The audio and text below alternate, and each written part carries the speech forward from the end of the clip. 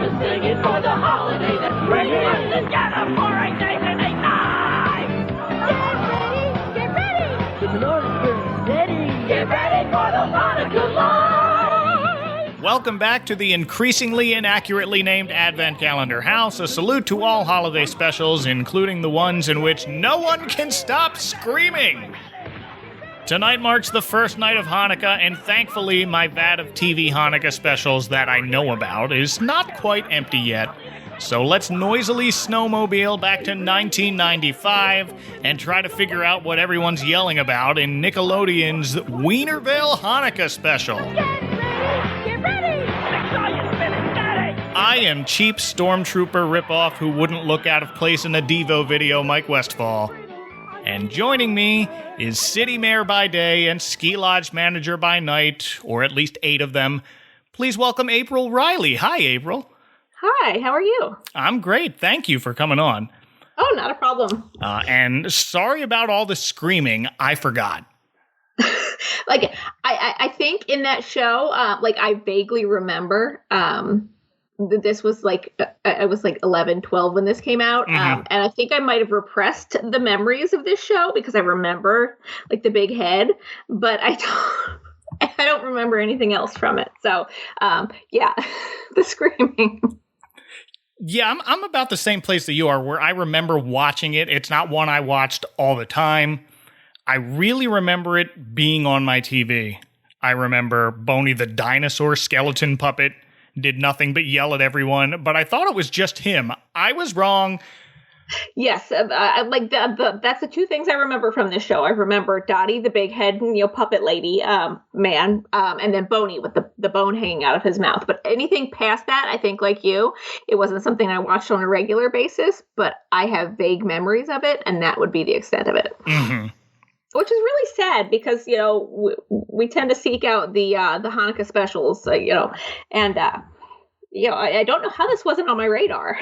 Yeah, I remember it airing, and I remember watching it. I'm just fascinated by other holidays that other people celebrate. So this is something I managed to park down on, and I've already done Rugrats. I've already done one with Lamb Chop.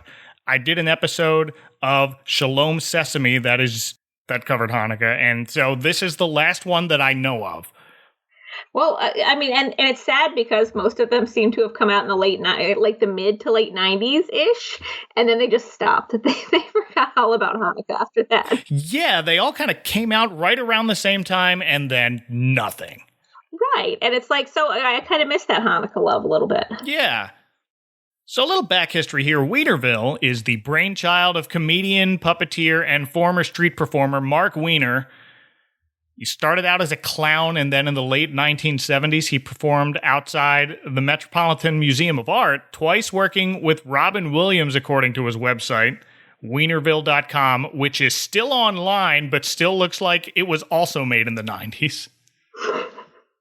Yeah, watching this, it's you didn't realize back then how poor quality things seem to be. Watching it now, it's wow, it looks really bad. But when you think about these memories, or the Rugrats Hanukkah special, you don't think about how rough it looked compared to today's TV shows. Now it definitely looks 25 years old now. Right. It didn't hold up I feel like there are other things even the Santa Claus movies that did hold up a little bit better than these. These look rough. Well, it was a lot of camera shaking. It was a lot of shaking in general. Puppet shaking, camera shaking. Everyone's shaking. Diesel from the WWF shaking. Yes. Oh, we're going to get to him. But kids today and their parents may know Marc Weiner better from Dora the Explorer, in which he's the voice of Swiper the Fox and the Map. I'm the map. I'm the map. He's the map. He's the map. I'm the map. He was the map in the movie. Did you see Dora and the Lost City of Gold? Fortunately, I did not. Oh. My kids never got on the Dora train. I have 4 children, ages 6 to 15, and none of them have ever been Dora kids. So. Okay. I have 3. My oldest is 10. My youngest is 6. My oldest latched on to right about when she was starting to understand what people were saying on TV was when that Dora and Friends series came out, where Dora's a little older and she's got some human friends now. But this movie that came out last year is actually pretty good. It's kind of funny. Eva Longoria and Michael Pena from Ant-Man play her parents. So I would definitely go seek it out. I'll have to do that. Yeah, I'll see if it's on one of the channels, and maybe one of the kids will get into it. Yeah. But anyway, Weinerville. Best way I can describe Weinerville is like the Bozo the Clown show, but made by Nickelodeon in the 90s. I would say it's more like Muppets on a bad acid trip. No, yours is better. But this one, it had audience participation bits. It had game show type segments. There were cartoon breaks with old stuff like Mr. Magoo and the Alvin Show, the original Chipmunks cartoon. But the majority of it was this puppet show where Marc's a bunch of different style puppets. For some, he'd pre-record bits where his puppet is just his head on a tiny body. It's definitely a little. It's actually, that's a little terrifying. I think that's probably the one thing I remember is just his head on a tiny body. Yeah, that one stays with a person. And then he had other smaller puppets, and we'll meet a few as we go through this Hanukkah special, which debuted Thursday, December 14th, 1995. And usually they time these so it like starts on the first night of Hanukkah or something. This was actually a little before Hanukkah started that year. I looked it up. That started on the night of the 18th, but I remember Nickelodeon really promoting this pretty heavily. Yeah, I don't recall. Yeah, I don't remember any of that at all, which is a little disappointing just because, growing up as a kid, having that representation there, I always kind of looked for that. That's why I recall the Rugrats Hanukkah special so much, but this, I have no idea why it was never on my radar. Strangely, I remember them promoting it more than I remember the actual special, but... Well, let's dive into it. We open almost classic Disney style with an on-screen title, The Hanukkah Story, accompanied by a lit menorah and an old dusty book. We know it's dusty because someone takes out a vacuum and cleans the book's cover, which is a cute little joke to get us going. But the one thing that didn't Mark Summers, the host at the beginning of that, didn't he have OCD? Yeah, so we pan out and it's Mark Summers, the host of Double Dare. He was diagnosed with OCD after all of that. Okay. Long ago in ancient Israel, a small band of heroic Jews defeated an evil king who tried to force them to live according to his laws.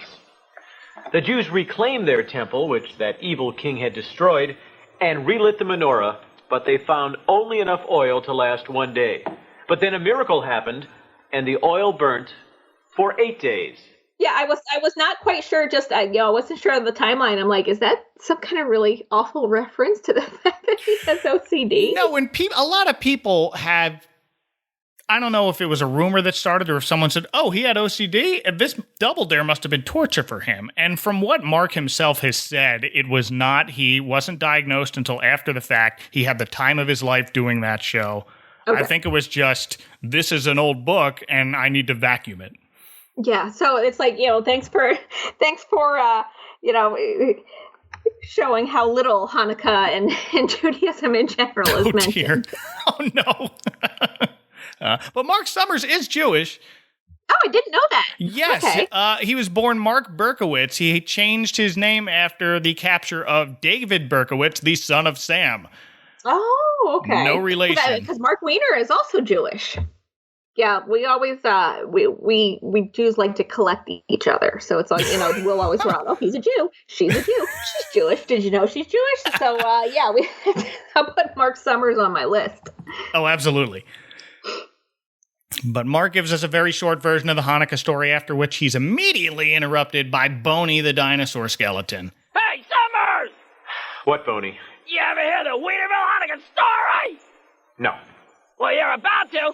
Bring it in, boys! Ah! But that's Boney's cue to have a crew bring in a backdrop with a TV and begins to tell us his version of the story, as all the best holiday stories begin, in outer space. It all started in outer space! where an evil king is chasing, quote, these potato pancake looking things called, I believe he says, sectos. They're aliens who look like potato latkes. It's these two actors in giant latke costumes and Bride of Frankenstein style wigs. Are those supposed to be sour cream on their heads? Well, it might be sour cream, since sour cream's one of the two popular dips for latkes. So it could be sour cream. That's what I thought. At first I thought, wait, those are Bride of Frankenstein wigs, and then I don't know what made me think of that, and then I thought, oh, it's sour cream. I get it. Yes, which is the only, if I'm giving my personal opinion, it's the only correct topping for latkes. I don't do applesauce, never applesauce. I think I would swing toward sour cream as well, now that you mention that, yeah. There's just something about salty, oily potato pancakes that do not belong with applesauce. It's like a major, kind of a major fighting point. Some people team applesauce, some people team sour cream. Oh, some really? people in the middle. I am team never applesauce. Okay. Yeah, and I'm the sort of person, I never like putting milk over my cereal, so I'm sure applesauce would have a similar effect where it would just make the pancakes really soggy. Well, it's more used as a dip. Like, you don't pour it over or anything like that. Okay. So, like, you fry them up and then you use them as a dip. And so I'm not a sweet, like, I don't like chocolate covered pretzels. So I'm not a sweet and savory kind of person. So maybe that's why. So doing sour cream is kind of like a baked potato almost. Now that just fried. Yeah. And flat. That sounds really good now. All right. I'm on team sour cream too, everyone. Not that my opinion matters, but there you go. At any rate, these two sectos are named Nivik and Sinrek, played respectively by actors Joanne Baum and Michael Gunst, who have almost no other credits on IMDb, so they're not known TV or film actors. But Joanne Baum played a character on the Nick Jr. show Allegra's Window, which I've never seen. I feel like this is familiar to me, but it may not be. All those, when you get to a certain age, all those mid-90s recollections, they kind of blend together. They do, yeah. No, I don't remember this. It was in some girl's room named Allegra, and this Joanne Baum played a male woman named Ancora. Everybody on the show had a musical name, I think. And Michael Gunst has no other credits, but the first thing that comes up when I Googled his name was a website for a man with that name who's a puppeteer and mask maker. So yeah, probably fellow puppeteer friends of Marc Weiner's. His puppet pals. That would make sense. The name Sinrek is co-executive producer Lee Kernis's last name spelled backward, and Nivik is Kevin backward. There's a Kevin Key given special thanks at the end of the credits, so maybe that guy. I don't know. Thanks for helping me out. I'll name some pancakes after you. Some alien pancakes. Yes. At any rate, they're being chased by the evil Auntie Dorcas, played by Brian O'Connor, better known as Schemer from Shining Time Station. I, Antiochus, commander of the Kurg Empire, demand that you surrender, for I am your father! No, you're not. I am your mother! Mommy! Don't fall for that old tree! Oh. Why does that sound familiar? Like, that was a PBS show. It was a little after my time, but my younger brother and sister would put it on. It took place in a train station. I think it was also, I also had the same, kind of after my time, but it does sound familiar. I think didn't he have a pocket watch or something? No, he was like this. Schemer was sort of the trickster of the group. He wore this like 70s suit, this plaid blazer. But the conductor in that show, I think, had a pocket watch. The conductor had a pocket watch. I think that's the only thing I recall is a pocket watch and looking like somebody like one of those VIP guides at Disney. Oh, yes, exactly like that. Yeah, no, the conductor, first it was George Carlin, and then it was Ringo Starr. I do remember Shining Time Station now. And then Dee Dee Kahn's in there as like the head of this station. That's all I remember. It's just like, I know that person. I know that person. I shouldn't know that person. Yes, now I can picture just tiny little snippets of it, but not recall anything. Just it's kind of like Dottie the Head. I remember Dottie the Head, but I don't remember. Past that, there's nothing specific. Mm-hmm. Just that existed, but yes, Schemer. That's Brian O'Connor here playing Auntie Dorcas, a play on the name of the Hanukkah story's actual antagonist, Antiochus, and maybe it's because I don't hear the story every year that it took me a few watches before I realized, oh. Yeah, I got that right away. Okay. I feel better now. So we have rebellious aliens running from an evil ruler chasing their spaceship. All that's missing is said evil ruler revealing that he's their father. Oh, wait, there it is. But no, he's not. Then he tries I am your mother. When all else fails, he tells the little cronies to prepare to attack. And Boney finally moves the story along back to Earth. And we get to a skiing montage to the tune of Tom Petty's Running Down a Dream.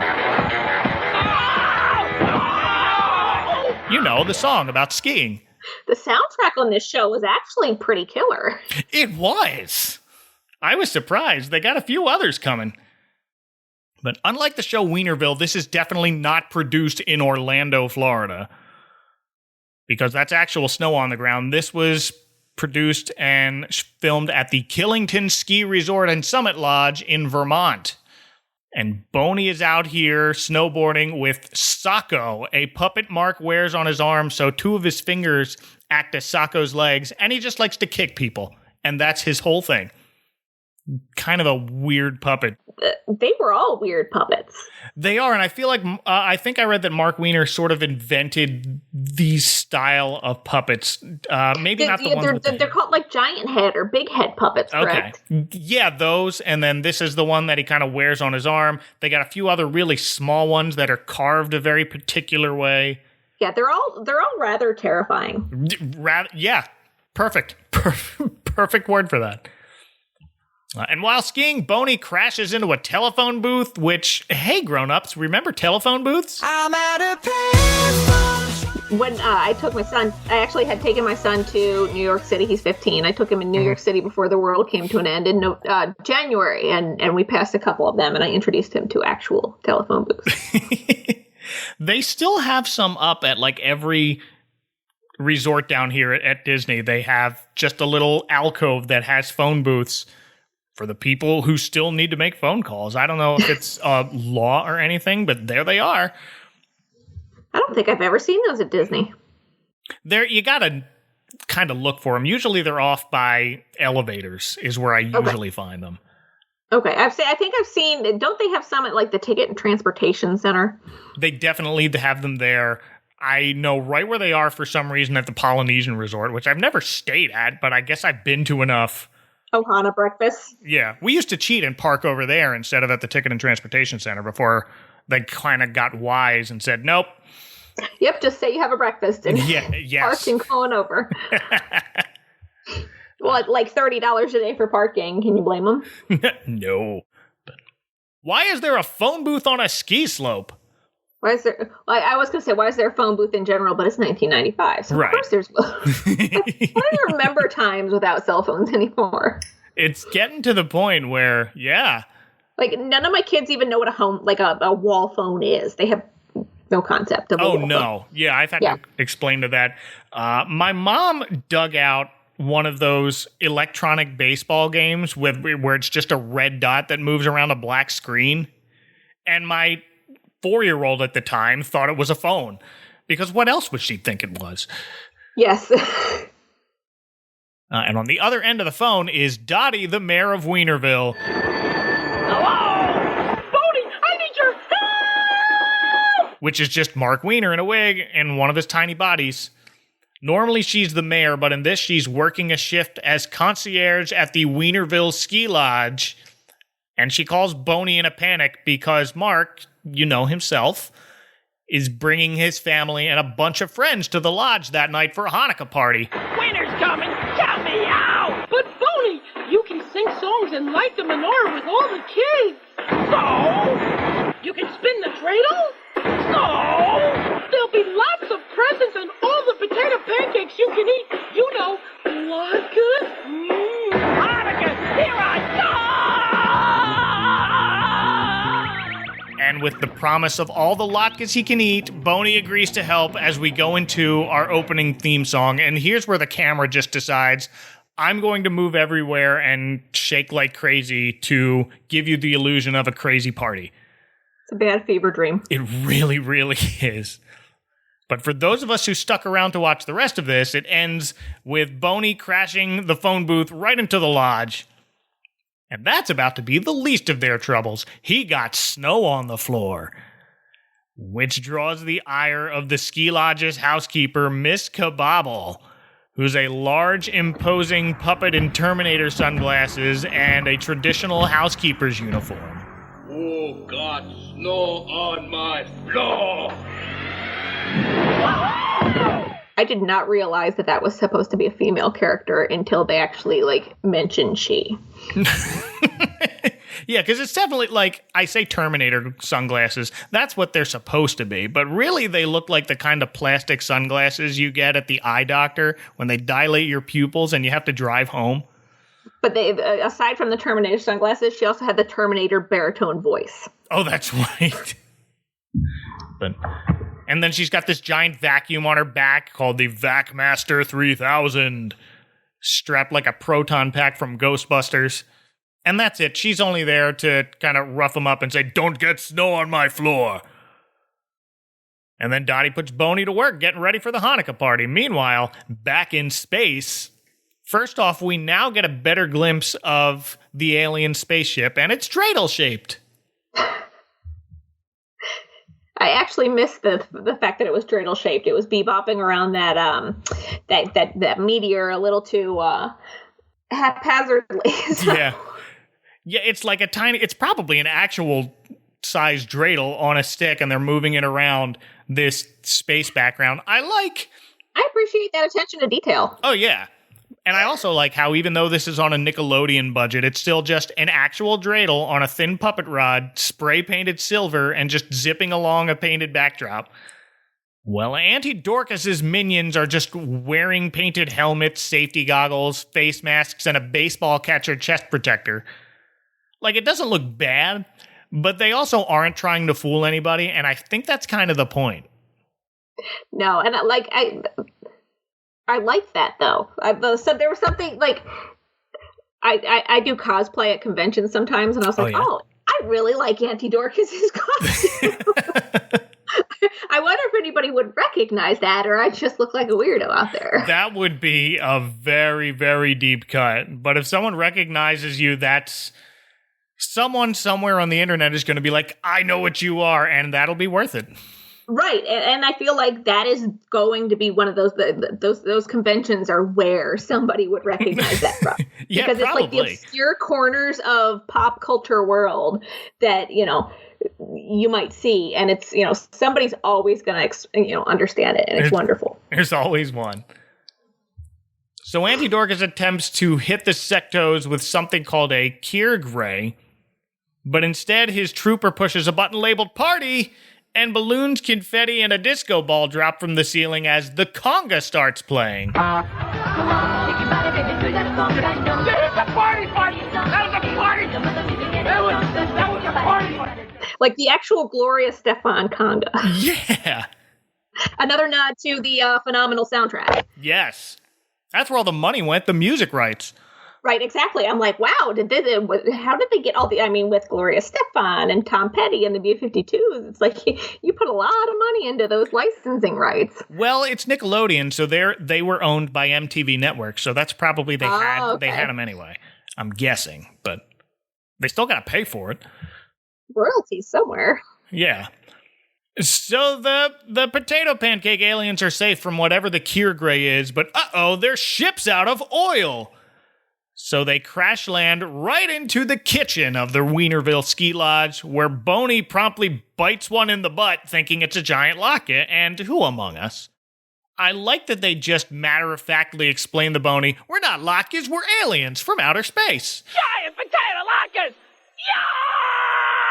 Oh, we're not potato latkes. No! We're aliens from outer space. I think that was probably my favorite line of it. We're not latkes, we're aliens. Like, they've had that conversation at least twice that week. Yes, it's not the first time they've come across. Yeah. So now they tell their story of their escape from Auntie Dorcas, and we find out what this cure gray does. It forces you to do whatever its caster commands. And I really like the dances that they're doing, like bending over and smacking their behinds. Like, ugh. And now you shall worship like us.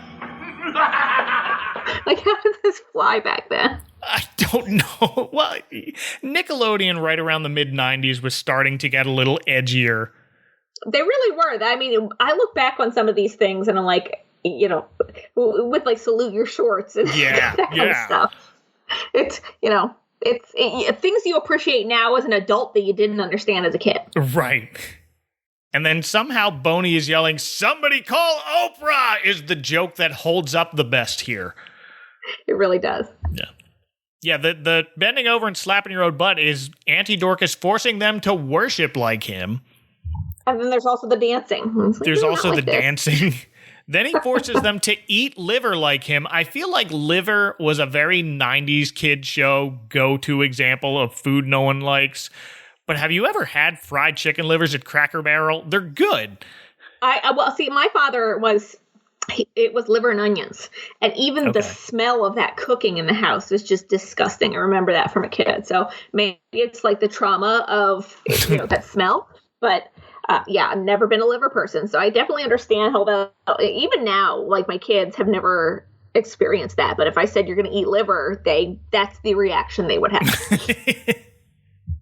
That and Brussels sprouts. But with those, you air fry them and they're great. See, we're all just too picky for that kind of stuff. It's like, luckily, for my kids, they don't have to eat this stuff because I won't eat this stuff. There you go. But somehow the aliens manage to run away when Auntie Dorcas attempts to make them dance like him, and that's how they escaped. And now they're stranded here on Earth, and not only are they out of oil for their ship, but Weinerville's resident cook Pops is also out of oil for his latkes, so it's off to pick up some oil from the supermarket.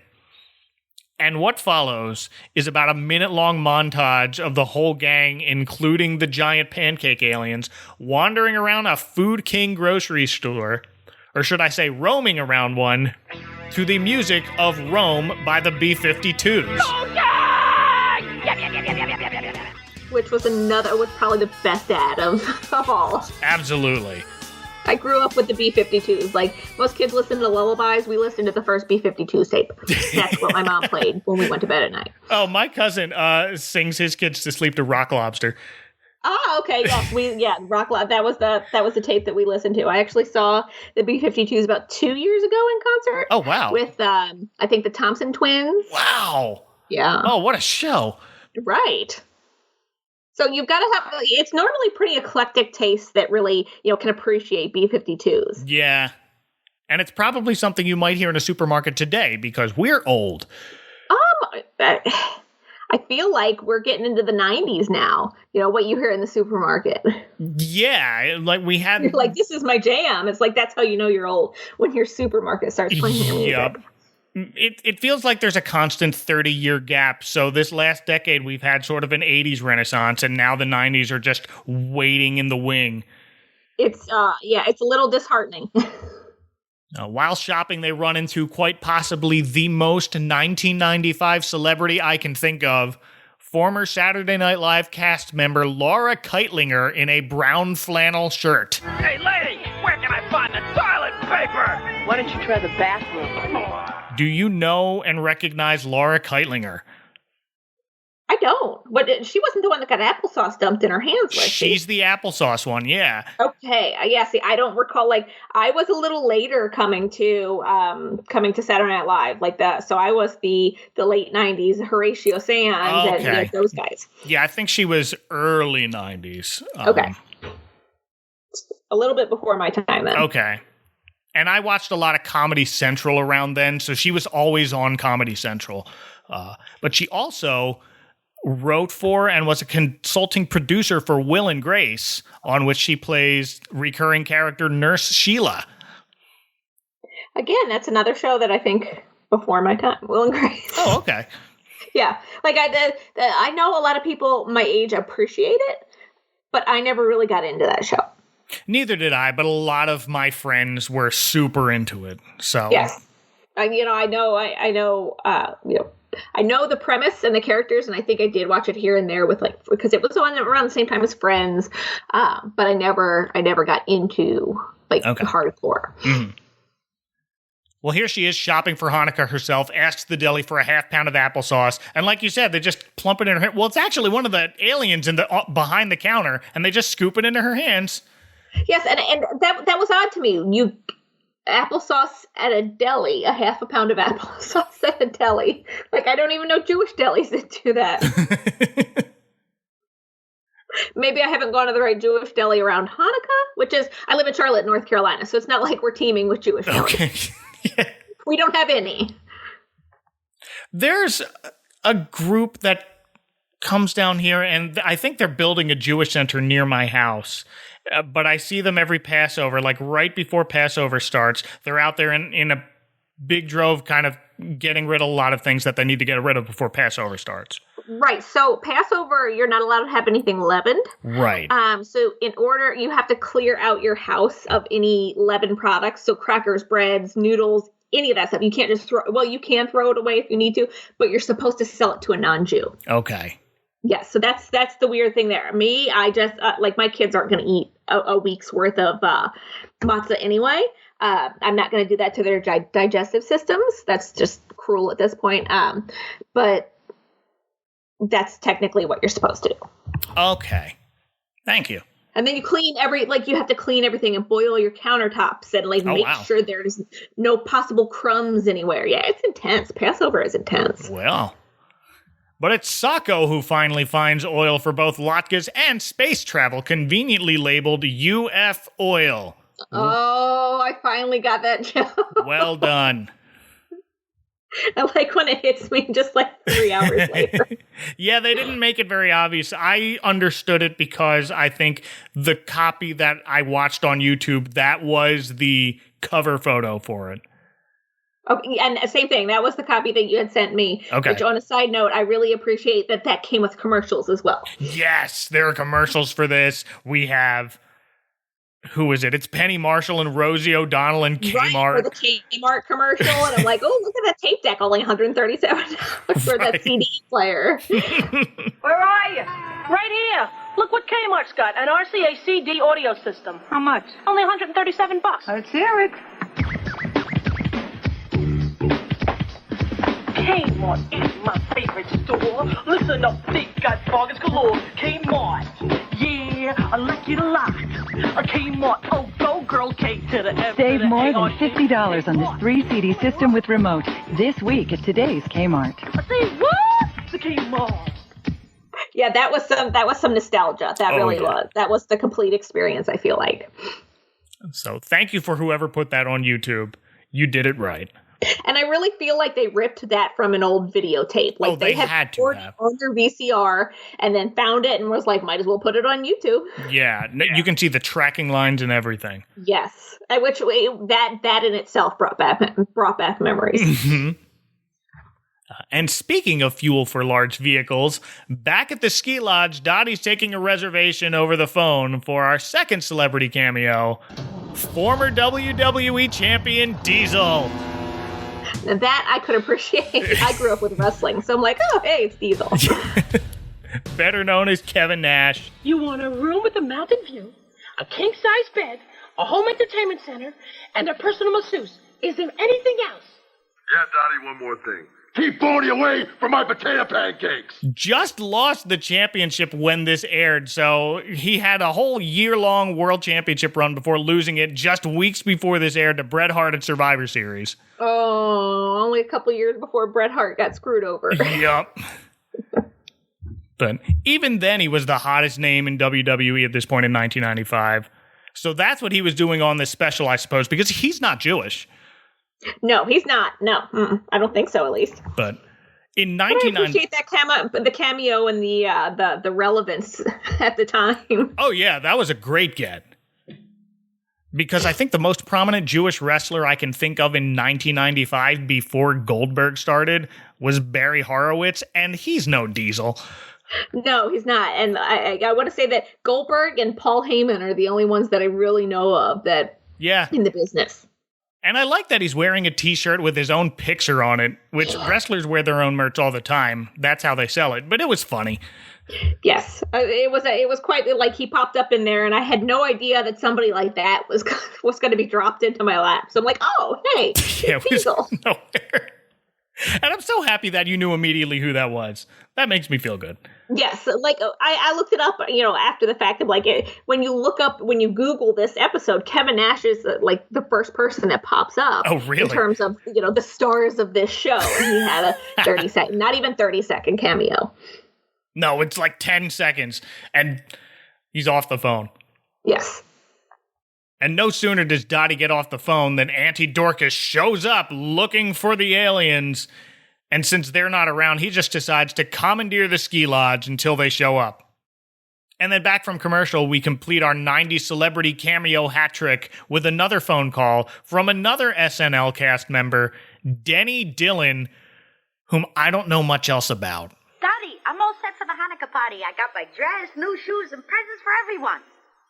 I'm afraid we're all booked up right now. I don't either. Like when the previous person, when you mentioned their name, at least the name sounded vaguely familiar. This one, not at all. No. But then when I looked up her filmography, it hit me. I know Denny Dillon best as the woman in Saturday Night Fever who asks if she can wipe John Travolta's forehead. I love to watch you dance, Tony. Oh, yeah?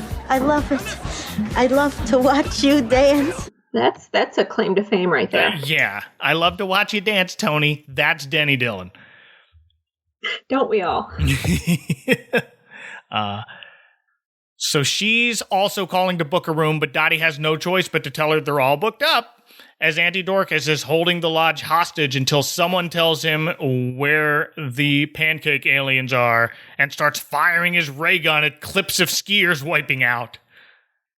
It's clearly just hard cuts of like clips of skiers wiping out that they didn't film. They just had stock footage of them, and it's great. It was almost like a blooper reel, kind of like Yes. they pulled some kind of blooper reel. And they like added the stock sound effects to go with it of just like, this is a wiping out sound. And somebody screaming. Yeah. And then we cut back to Boney writing his name in the snow with something yellow, but psych, it's lemonade. He says that's the thing, that when he was writing that in the snow, I'm like, oh, so we're doing this. It's like, that's something that you don't see too much nods to nowadays. And he's like, oh, lemonade. Okay, I see how you're cleaning that up. Yeah. Like, they clean it up, but like, most kids know what you're talking about. Right. At least I think most kids of the 90s. I don't think necessarily my kids would have an understanding of that. No, probably not. Yeah. But I think back then, things tend to be a little more crude. Mm-hmm. But the gang and their alien pals notice the lodge is now being guarded by Auntie Dorcas's troops before they get too close. The aliens want to run away. Sacco calls out their lack of courage, but they need help, and Boney happens to notice a very large neon sign just off screen pointing to an otherwise unimpressive shack in the middle of the snowy woods belonging to Gonza Knocker, the wise guy. He knows all, he can help. That's what the sign says. How convenient. Now, this was my favorite cameo, if you will, of the movie. Because you're like, when they go in and they meet him, you know that face. You know that.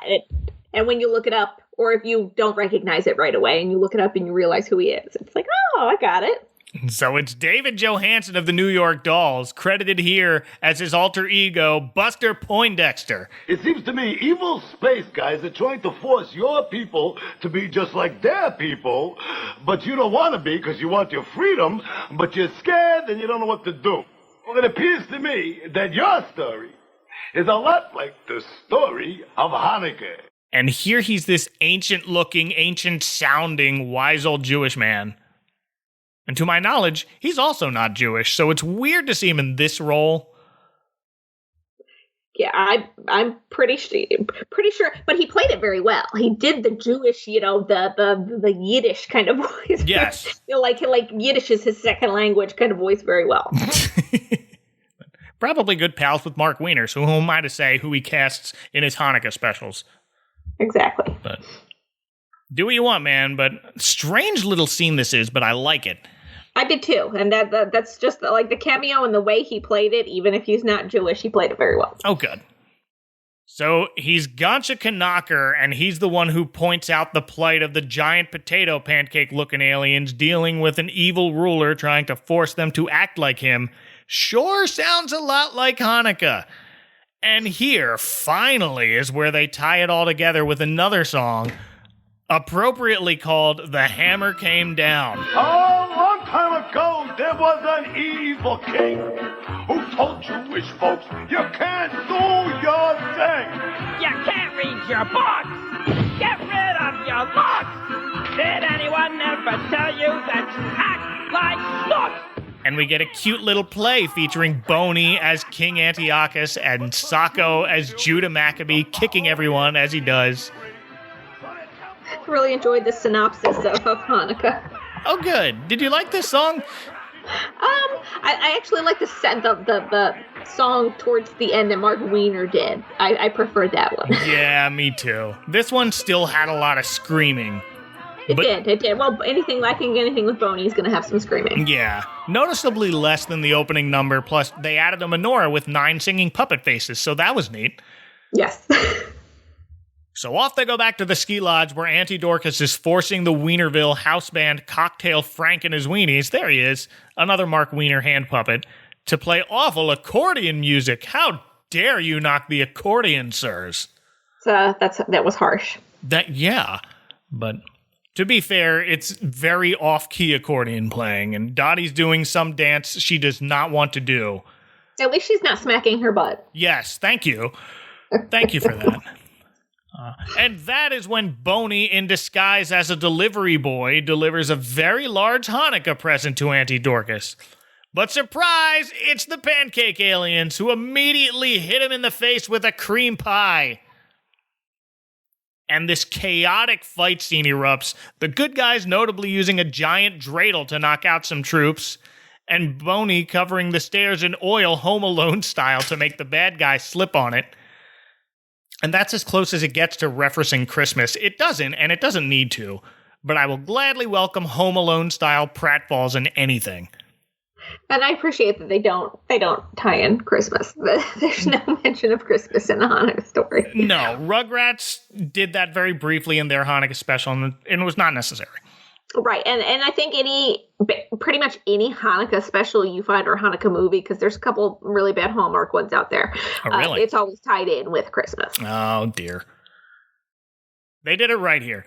That's all we get. And in the end, Auntie Dorcas manages to get the upper hand, with Sacco in one hand and his Kiergray in the other. I win.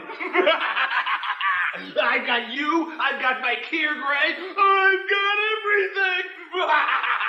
Yeah, but you forgot one thing! Oh, and what might that be? You got snow on the floor. And out comes Miss Kabobble again. And I love his reaction here. Yes! Like screaming like a girl, terrified. Yeah, all we see is him just screaming in pure terror as the camera zooms in on his face. Oh, God, snow on my floor.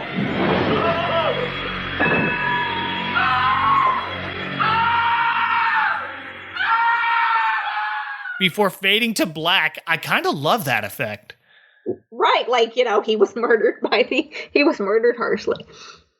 Like a vacuum. Yes, very cheesy horror flick vibes here. We never find out what horrible things happens to him, but next we see him and his troops getting thrown out by the gleeful pancake aliens who tell the Weinerville gang, thanks to them, they can bring Auntie Dorcas back to their planet to trade his freedom for their people. But thanks to Boney's Home Alone stunt, there's only one bottle of UF oil left. But again, as Sacco points out, it's Hanukkah. A little oil goes a long way if you have faith. Which is, kind of a gamble to take, It It is a gamble to take. If you're going out into space, if you're launching yourself into space, maybe just not the right time to hope for a miracle. Yeah, space is a little different, you're right. But this is what's the Hanukkah equivalent of a Linus moment? I don't necessarily know if we have a Hanukkah equivalent of a Linus moment. Maybe when we realize that the oil is going to last 8 nights. There we go. Or it just keeps burning. That's what we get here. So take that, Linus. Yes, exactly. So they have to go now. Their planet needs them. And no sooner do they blast off than Marc arrives with his family and friends and a foil-wrapped plate full of latkes, which Boney immediately yoinks out of his hand. I mean, latkes are, if you've had good latkes, like we make latkes year-round, because if you've had good latkes, you will yank them out of somebody's hand. And Dottie realizes in the skirmish, the menorah broke. But Marc says, no problem, you can make a menorah out of anything. And that's the band's cue to play out the final song of the special. Menorah, I'm looking for ya. I can't elaborate and I think one today. Menorah, you know I adore you. Let's get together and I'll be right away. All you need is 8 candles and a shamus to light them. Ooh, now show us what you got. A menorah! Menorah. Menorah. Menorah. Recyclora. Which would be my one gripe about this special. It's supposed to be the first night of Hanukkah, correct? Right. Okay, so why is the entire menorah lit? Oh, I didn't notice that. You got a good point. I think it's supposed to be the first. They light the entire menorah, and it's like, it's not, it's the first night of Hanukkah. Get it so right. I get it's probably for effect because you don't want one candle, but not accurate. Just light them all. No. Right, exactly.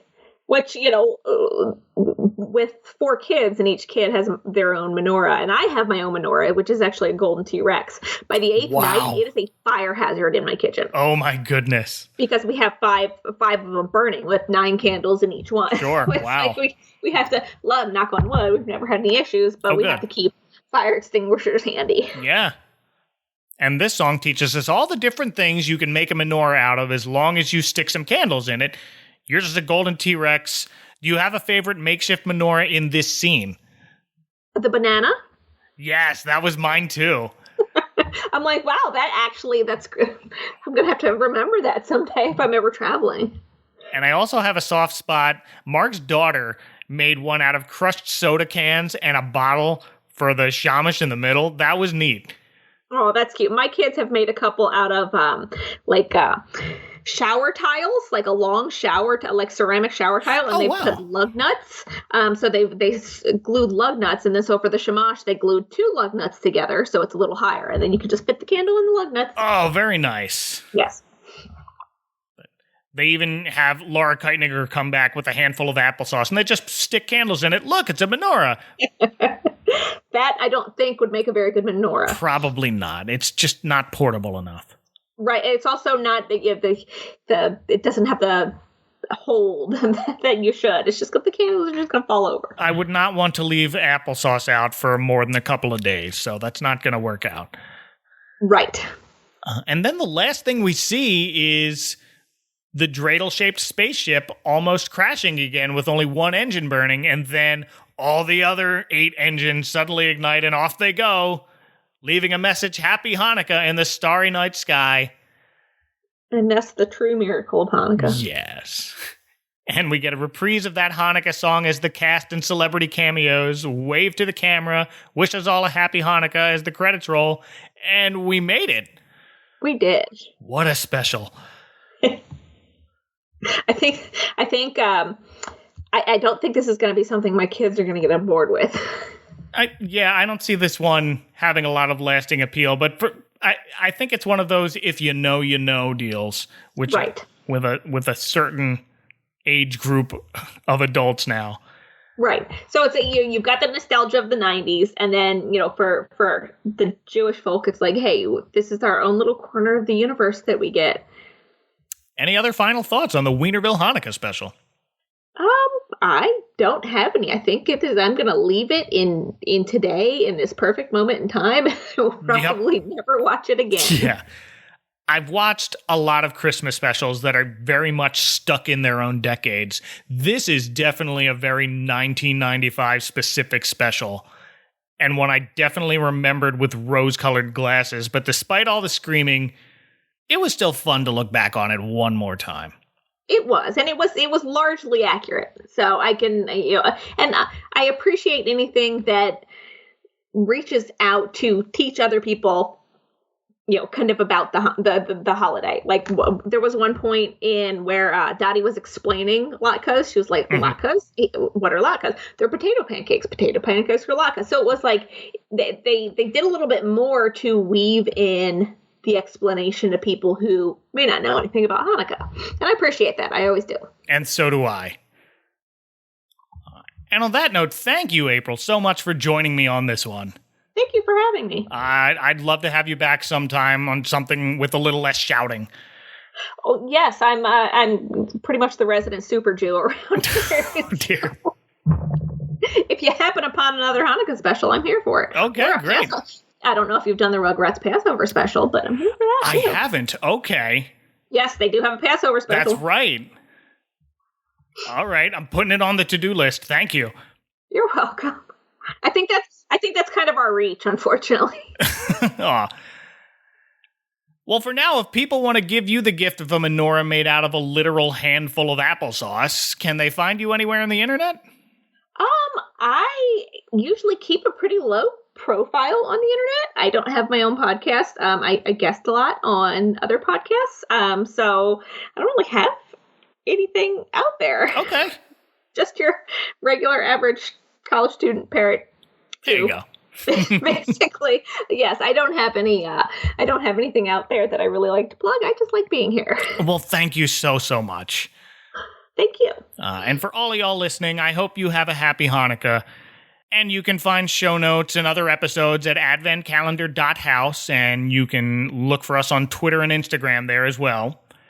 Our countdown to Christmas resumes a couple of days from now. Till then, for April Riley from an out-of-control phone booth in the middle of a ski slope for no reason, this is Mike Westfall wishing you all a happy space Hanukkah. If you really want to get authentic with it, you can throw in it's Hag Sameach, which is it's Hebrew for joyous festival. Oh, basically. Perfect. Happy holidays. I'll leave that Hebrew. one to you. Yeah. Thank you. You got that hard ha sound in there. So. Yeah. Yes, as Angelica taught me, you have to when you say it. Yes, exactly. That's important. And please watch out for that icy patch.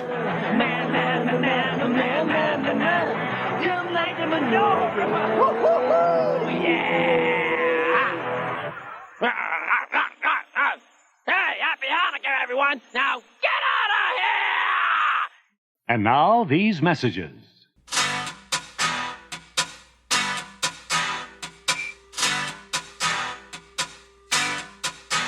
Hi, this is Scott from Holly Jolly Xmasu, your podcast destination for Japanese Christmas music. If you like Christmas music and are tired of the same old songs, this is the podcast for you.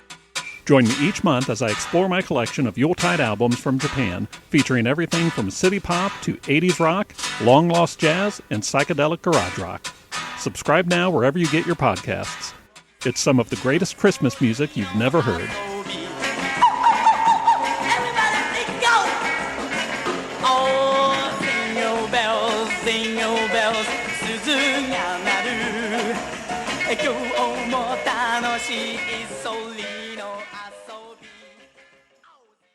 Next time on the Advent Calendar House.